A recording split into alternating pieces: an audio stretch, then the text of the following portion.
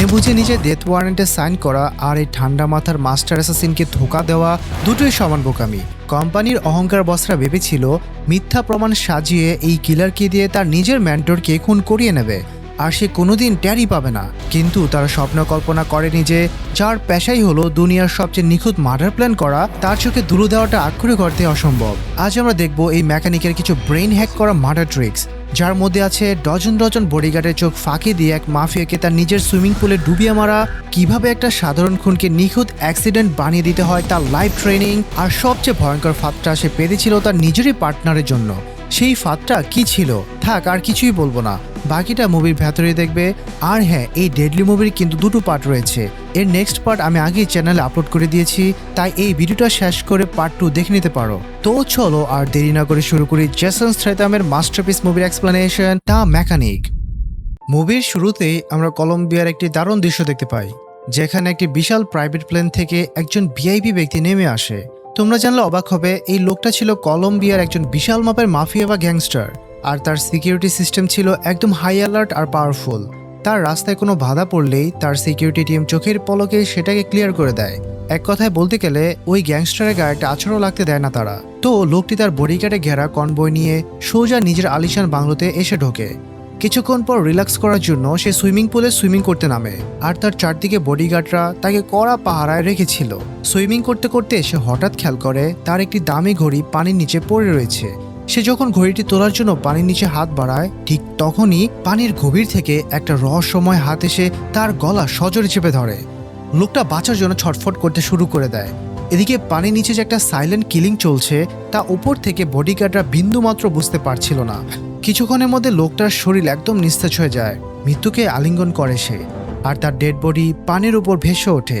তখনই একটা বডিগার্ডের সন্দেহ হয়, কিন্তু সে ভালোভাবে লক্ষ্য করে দেখে সেই লোকটা যেন সাঁতার কাটছে। এটা দেখে বডিগার্ডরা নিশ্চিন্ত হয়ে ওখান থেকে চলে যায়। কিন্তু ভাইরে, আসল কাহিনী তো অন্য।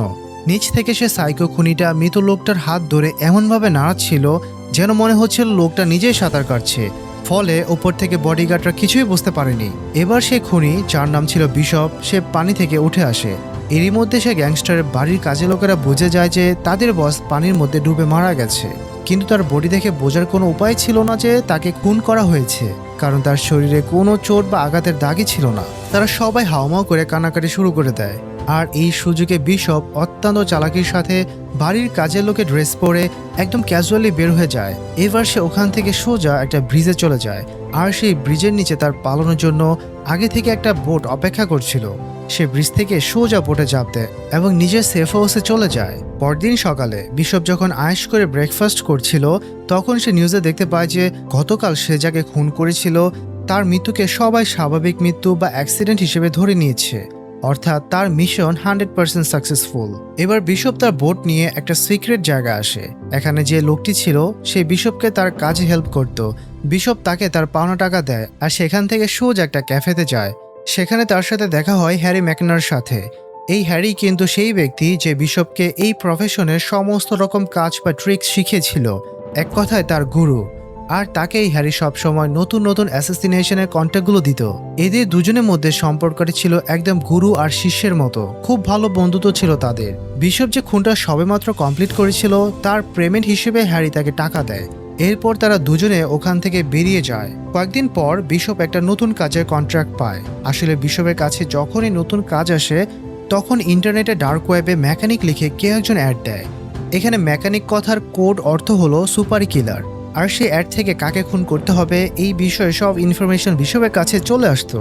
কিন্তু ভাইরে, এবার কন্ট্রাক্টটা দেখে বিশপের নিজেরই লোম খাড়া হয়ে যায়। সে ঘাবড়ে যায়, কারণ তার নিজের বন্ধু আর মেন্টর ম্যাকেনকে খুন করা কন্ট্রাক্ট এবার তাকে দেওয়া হয়েছে। এটা দেখে বিশপ কোনো উপায় না পেয়ে তাদের অর্গানাইজেশনের যে হেড ছিল ডিন তাকে কল করে, আর তার সাথে একটা সিক্রেট মিটিং করে।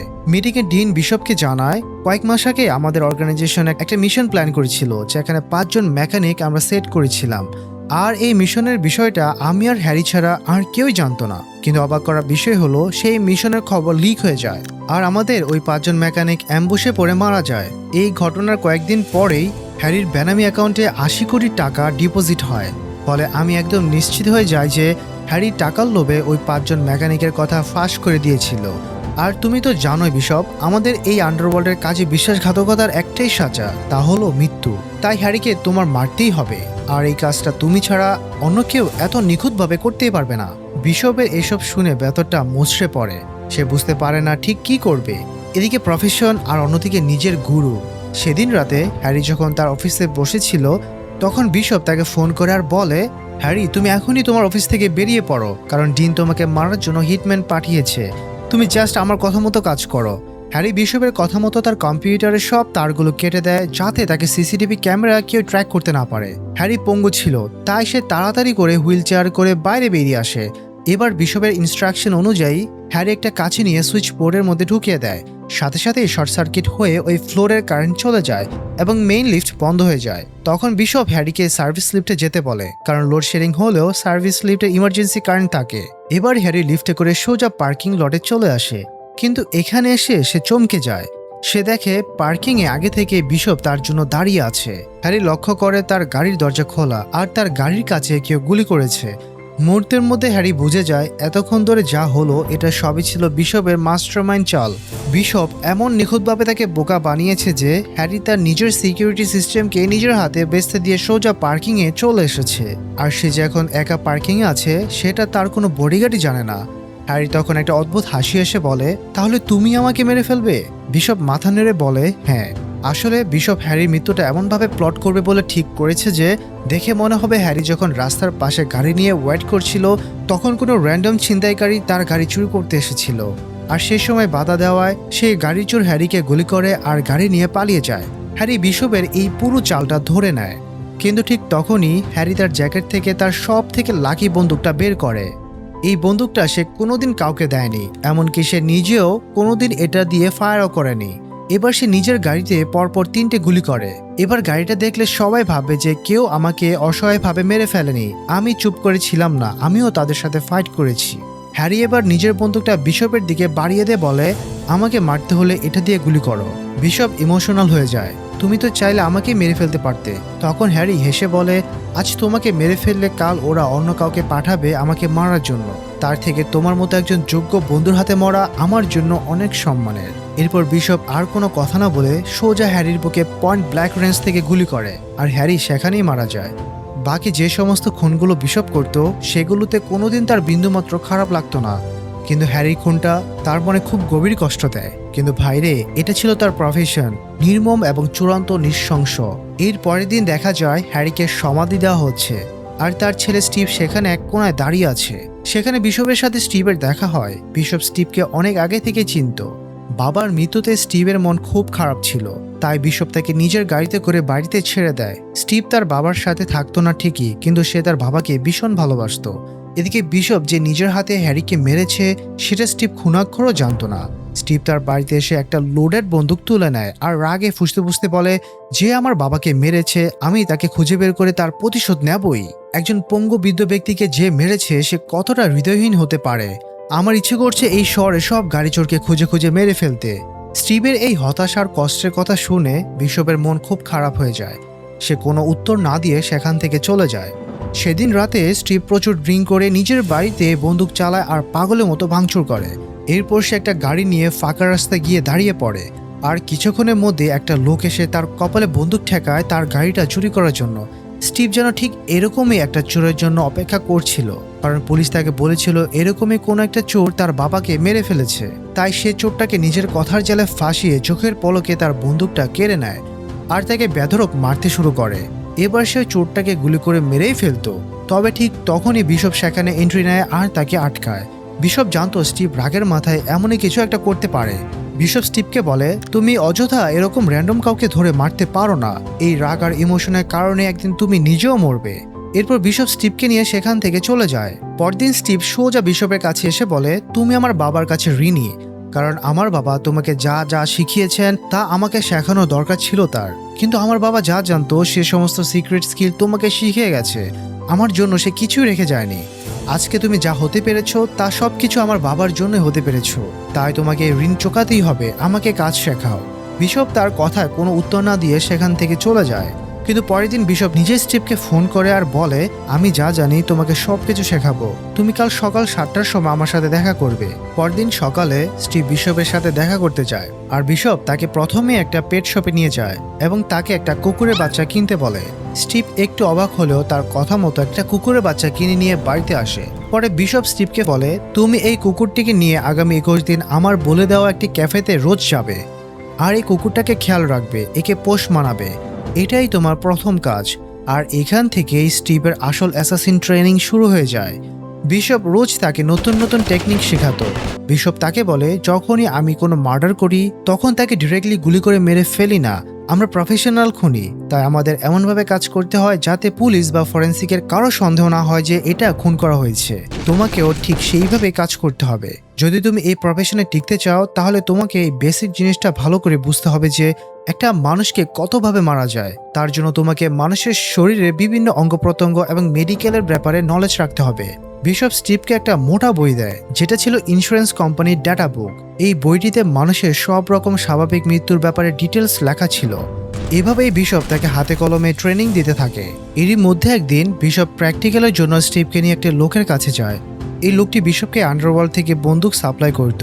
বিশপ ভেতরে যায় আর কোনো কথা না বলেই হঠাৎ করে লোকটির গলায় ফাঁস দিয়ে দেয়। এটা দেখে স্টিভ পুরোপুরি হতবাক হয়ে যায়।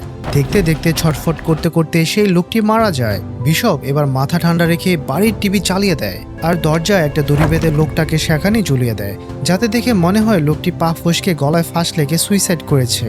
বিশপ স্টিভকে বলে, এই লোকটির জন্য একদমই মন খারাপ করো না, এই খুবই নৃশংস লোক ছিল, এই সমস্ত সন্ত্রাসবাদীদের কাছে ব্ল্যাকে বন্দুক সাপ্লাই করে বেড়াতো, তাই একে মেরে আমরা কোনো খারাপ কিছু করিনি। এরপর তারা দুজনে বিশপের বাড়িতে ফিরে যায় এবং বিশপ স্টিভকে তার জীবনে প্রথম অ্যাসাসিনেশন মিশন দেয়। যাকে মারতে হবে স্টিভ তার ছবি দেখে চিনে ফেলে। আর এই তো সেই লোক যার সাথে রোজ তার ক্যাফেতে দেখা হতো। আসলে বিশপ প্ল্যান করে স্টিভকে ক্যাফেতে যেতে বলেছিল যাতে সেই লোকটির সাথে স্টিভের একটা ভালো সম্পর্ক তৈরি হয়। বিশপ বলে, এই লোকটি একজন বড় মাপের ড্রাগ ডিলার, তার চারপাশে সবসময় তার সিক্রেট বডিগার্ডরা তার উপর কড়া নজর রাখে। তবে এর দুটো উইক পয়েন্ট আছে। প্রথম হলো ছোট কুকুর, যে কারণে আমি তোমাকে রোজ কুকুর নিয়ে ক্যাফেতে যেতে বলেছিলাম। দ্বিতীয় উইক পয়েন্ট হলো অল্প বয়সী ছেলে, আর সেই লোকটি গত 21 দিন ধরে তোমার উপর নজর রেখেছে। সে যদি তোমাকে পছন্দ করে তাহলে তোমার কাছে এসে কথা বলবে, আর তুমিও তাকে পছন্দ করার নাটক করবে। বিশপের কথা মতো স্টিভও ওই লোকটির সাথে খুব ভালোভাবে মেলামেশা করতে শুরু করে দেয় এবং খুব সহজে তার বিশ্বাস অর্জন করে নেয়। এবার চলে আসে সেই ফাইনাল খুনের দিন। বিশপ স্টিভকে একটা লিকুইড ড্রাগ দিয়ে বলে, এটা মাত্র 6 ফোঁটা ও ড্রাগে মিশিয়ে দিলে লোকটি হার্ট অ্যাটাক করে মারা যাবে। সবাই ভাবে অতিরিক্ত ড্রিঙ্কস আর ওভারডোজের কারণেই তার মৃত্যু হয়েছে।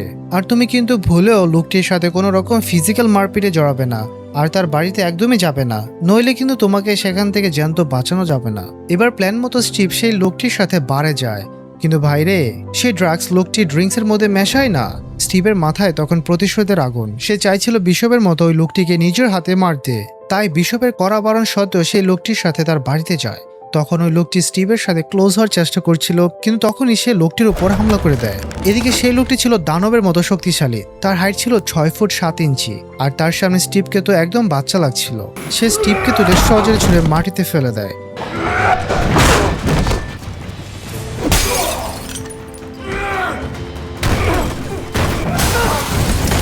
তবে স্টিভ কোনো মতে নিজেকে সামলে সুযোগ বুঝে একটা ধারালো লোহার রড সোজা তার পেটে ঢুকিয়ে দেয়।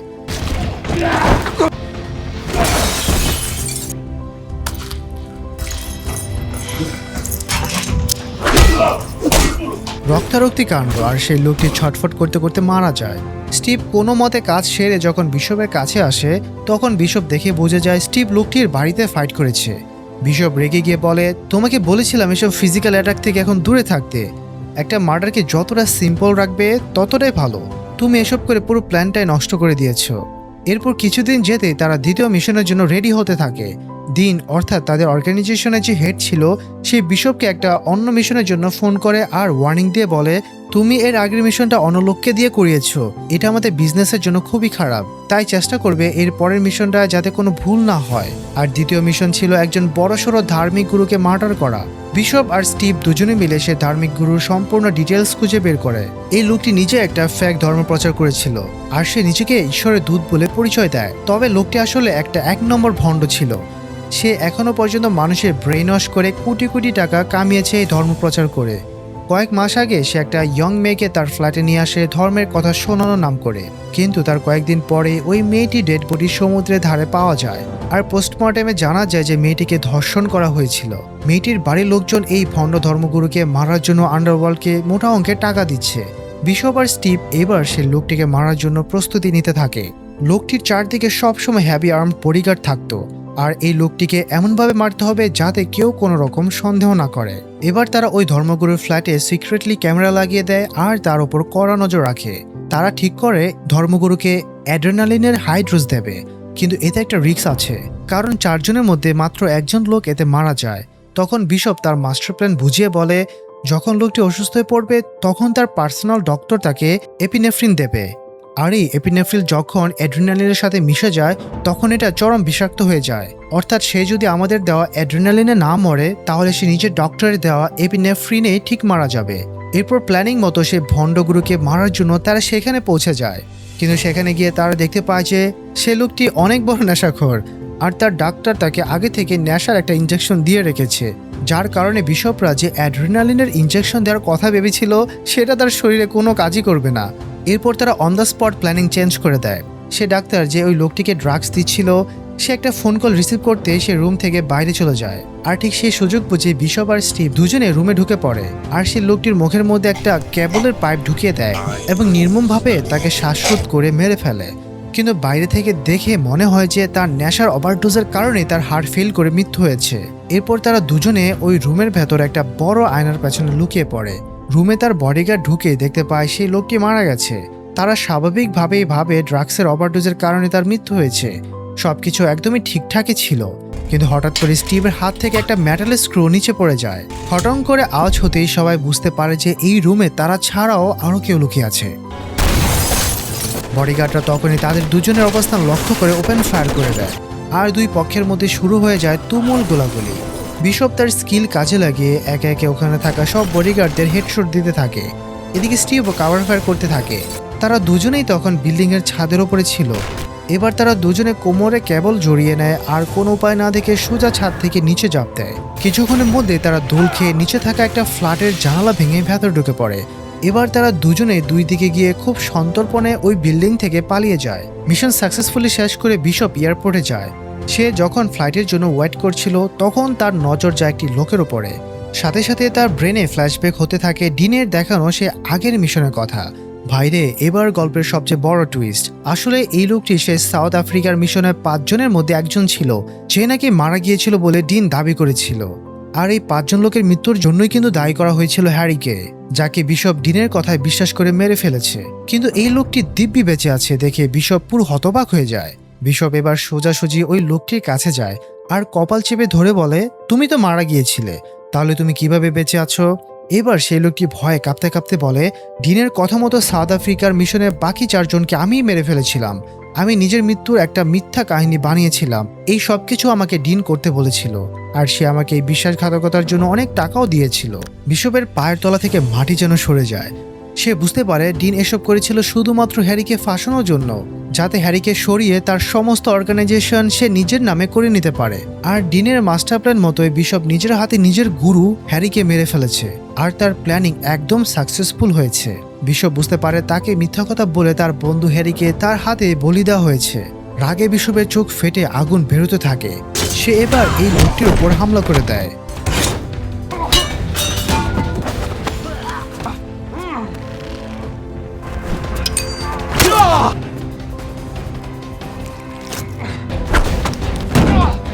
তাকে বেধড়ক মেরে বাসের জানালা দিয়ে চলন্ত অবস্থায় রাস্তার মধ্যে ছুঁড়ে মারে। আর ঠিক সেই সময় পেছন থেকে একটা স্পিডিং গাড়ি এসে ওই লোকটাকে ধাক্কা মারে আর সে সেখানেই মারা যায়। এতক্ষণে ডিন তার সোর্স মারফত জানতে পেরে গিয়েছিল যে বিশপ তার ব্যাপারে সব কিছু জেনে গেছে। তাই বিশপকে চিরতরে শেষ করার জন্য ডিন তার বেস্ট কিলারদের পাঠায়। কিন্তু বিশপ তো এই গেমে নিজেই বাপ।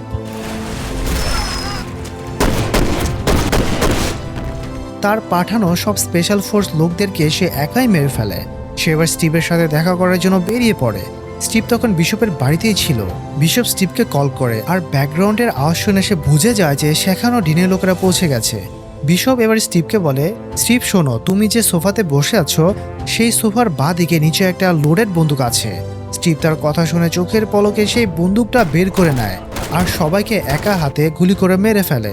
বিশপ এবার স্টিভের কাছে পৌঁছায় আর বলে, আমাদের এখান থেকে তাড়াতাড়ি বেরোতে হবে। তুমি তাড়াতাড়ি এখানে থাকা সমস্ত প্রয়োজনীয় কিছু প্যাক করে নাও, কারণ ডিন আমাদের মারার জন্য ব্যাকআপ টিম পাঠাবে। স্টিভ যখন জিনিসপত্র প্যাক করছিল তখন সে ড্রয়ারের ভেতরে তার বাবার সেই স্পেশাল বন্দুকটি দেখতে পায়, যেটা তার বাবা হ্যারি কোনোদিন নিজের কাজ ছাড়া করেনি, কাউকেও দেয়নি। এক মুহূর্তে স্টিভের কাছে সব সমীকরণ পরিষ্কার হয়ে যায়। সে বুঝে যায় যে অন্য কেউ নয়, এই বিশপই তার বাবাকে মেরেছে। তবে স্টিভ এই মুহূর্তে তার এক্সপ্রেশন নর্মাল রাখে, বিশপকে সেটা বুঝতে দেয় না। তারা দুজনে এবার ডিনকে মারার জন্য বেরিয়ে পড়ে। স্টিভের ভেতরে তখন চলছে প্রতিশোধের দাবানল। গাড়িতে উঠে বিশপকে এসে জিজ্ঞাসা করে, তুমি কোনোদিন এমন কাউকে মেরেছো যাকে তুমি আগে থেকে খুব ভালোভাবে জানতে, আর তার জন্য কি তোমার কোনোদিন আফসোস হয়? বিশপ চুপ করে থেকে বলে, হ্যাঁ। স্টিভ তাকে তীক্ষ্ণ দৃষ্টিতে জিজ্ঞাসা করে, তখন তোমার কেমন মনে হয়? বিশপ বলে, সেই সময় কোনো রকম কোনো ফিলিংস হয় না, কিন্তু পরে এর জন্য আমার খুবই খারাপ লাগে। স্টিভ এবং বিশপ ট্র্যাক করে জানতে পারে ডিন কোথায় আছে, আর তারা ঠিক করে ডিনকে তার সুরক্ষিত অফিস থেকে বাইরে বের করে আনবে। আর তাদের প্ল্যানিং মতোই বিশপ ডিনকে ফোন করে বলে, আমি আসছি তোমাকে মারার জন্য, রেডি থাকো। তখন ডিন তার লোকেশন ট্র্যাকার অন করে দেখে যে বিশপ তার অফিসের বিল্ডিং থেকে কল করেছে। এর মানে সে ডিনের একদম কাছাকাছি পৌঁছে গেছে। ডিন প্যানিক করে সাথে সাথে তার হ্যাভি আর্ম বডিগার্ডদের নিয়ে অফিস ছেড়ে কনভয় নিয়ে বেরিয়ে যায়। এদিকে দেখা যায় আসল ঘটনা।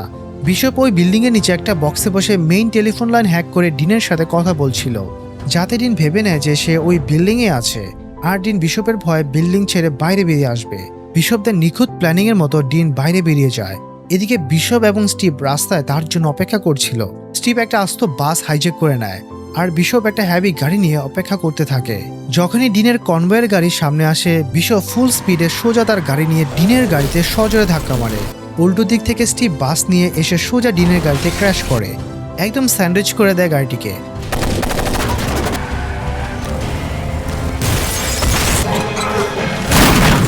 এতে ডিনের সব বডিগার্ডরা স্পট ডেড হয়ে যায়। আর এবার বিশপ তার রাইফেল তুলে নেয় আর পয়েন্ট ব্ল্যাক রেঞ্জ থেকে গুলি করে ডিনকে ঝাঁঝরা করে দেয়। এরপর তারা দুজনে তাদের বাড়ির উদ্দেশ্যে রওনা দেয়। রাস্তায় তারা দুজনে কথা বলছিল, তখন বিশপের চোখে পড়ে স্টিভের জ্যাকেটের কাছে রাখা বন্দুকের দিকে, যেটা হ্যারির বন্দুক ছিল। তার মানে বিশপ বুঝে যায় যে স্টিভ সব কিছু জেনে গেছে যে তার বাবাকে বিশপে মেরেছে, আর এর বদলা স্টিভ নিয়ে ছাড়বে, সে ছাড়ার পাত্র নয়। তখনই বিশপ ইনডাইরেক্টলি স্টিভকে বোঝানোর চেষ্টা করে, যা কিছু হয়েছে তার জন্য আমি অত্যন্ত দুঃখিত, তাই তুমি কোনো ভুল ডিসিশন নিও না। এটা শুনে স্টিভ কোল্ড ব্লাডের এক্সপ্রেশন নিয়ে তেমন কোনো জবাব দেয় না। এরই মধ্যে তারা একটা পেট্রোল পাম্পে থামে গাড়িতে তেল ভরার জন্য। তখন স্টিভ গাড়ি থেকে নামে তেল ভরার নাম করে, আর বিশপ গাড়িতেই বসেছিল। এদিকে স্টিভ চালাকি করে সব তেল গাড়ির নিচে ঢেলে দেয়, আর কিছু দূর গিয়ে সে মুচকে এসে গাড়ির দিকে তাক করে গুলি করে। আর নিমিষের মধ্যেই সেই গাড়িতে আগুন ধরে যায়, আর সেটা বিশাল বিস্ফোরণে ব্লাস্ট করে। স্টিভ ভাবে বিশপ খতম। এরপর স্টিভ সোজা বিশপের সেফ হাউসে যায়, আর সেখানে গিয়ে সে বিজয়ের আনন্দে গ্রামোফোন প্লে করে, যেটা বিশপ তাকে ধরতে কড়াভাবে নিষেধ করেছিল। তারপর সে গ্যারেজে যায়, যেখানে বিশপের খুব পছন্দের একটা ভিনটেজ লাল গাড়ি ছিল। বিশপ স্টিভকে সেই গাড়িটিও চালাতে বারণ করেছিল, কিন্তু স্টিভ সেই গাড়িটার ড্রাইভিং সিটে গিয়ে বসে। তখনই সে সিটের উপরে রাখা একটা লেটার দেখতে পায়। খামটা খুলতেই তাতে লেখা ছিল, স্টিভ তুমি যদি এই লেখাটা পড়ো তাহলে তুমি অলরেডি মারা গেছো। স্টিভ এটা পরে তার ছেলের সাথে হাসতে শুরু করে, কিন্তু ভাইরে, তার হাসি শেষ হওয়ার আগেই ঠিক তখনই সে গাড়িটা একটা বিশাল শব্দে ব্লাস্ট করে, আর স্টিভ ছিন্নভিন্ন হয়ে মারা যায়। তার কাছে থাকা তার বাবার সেই লাকি বন্দুকটা ছিটকে পড়ে একদিকে। অন্যদিকে বিশপের বাড়িতেও সেই গ্রামোফোনের প্লেটটা থেকে আগুন ধরে যায়, আর পুরো বাড়িটা ব্লাস্ট হয়ে ধ্বংসস্তূপে পরিণত হয়। এরপর আমরা আবার সেই পেট্রোল পাম্পের দৃশ্য দেখতে পাই, যেখানে দুজন গার্ড সিসিটিভি ফুটেজ চেক করছিল। আর তখনই ক্যামেরায় দেখা যায় গাড়িতে স্টিভের গুলি করার বা আগুন লাগার ঠিক কয়েক সেকেন্ড আগেই একজন লোক সে গাড়ি থেকে নিঃশব্দে নেমে গিয়েছিল। আর এই লোকটা আর কেউ নয়, বরং আমাদের মাস্টারমাইন্ড বিশপ নিজেই ছিল। আসলে স্টিভ যে বিশপকে মারতে যাচ্ছে সেটা বিশপ আগে থেকে নিখুঁতভাবে আন্দাজ করে নিয়েছিল, তাই সে স্টিভকে গাড়িতে বসে একবার লাস্ট ওয়ার্নিং দিয়েছিল, এটা বলে যে সে এসবের জন্য অনেক দুঃখিত। কিন্তু স্টিভ তার কথা বোঝার বা ক্ষমা করার চেষ্টাই করেনি। বিশপ ওখান থেকে স্লাইড করে বেঁচে নেমে সে নিজের প্রিয় গাড়ির নিচে একটা টাইম বোমা সেট করে দেয়, কারণ সে জানতো স্টিভ তার ওই গাড়িতে হাত দেবেই। আর স্টিভ যখন গাড়ি চালাতে যায় তখন সে বোমাটি ব্লাস্ট করে আর স্টিভ মারা যায়। আর মুভি লাভার্সরা এই অস্থির টুইস্টের মাধ্যমে এখানেই মুভিটি শেষ হয়ে যায়। আর শোনো, এই মুভিটার সেকেন্ড পার্ট কিন্তু ফার্স্ট পার্টের থেকেও হাজার গুণ বেশি অ্যাকশন প্যাকড আর ইন্টারেস্টিং। সেকেন্ড পার্টের এক্সপ্লেনেশন দেখতে চাইলে অবশ্যই দেখে নিও, আমি কমেন্ট বক্সে দিয়ে দেবো আর ডিসক্রিপশন বক্সে দিয়ে দেবো, ওখান থেকে দেখে নিতে পারো। তো দেখা হচ্ছে পরের ভিডিওতে, ততদিন ভালো থাকবে, সুস্থ থাকবে, আল্লাহ হাফেজ।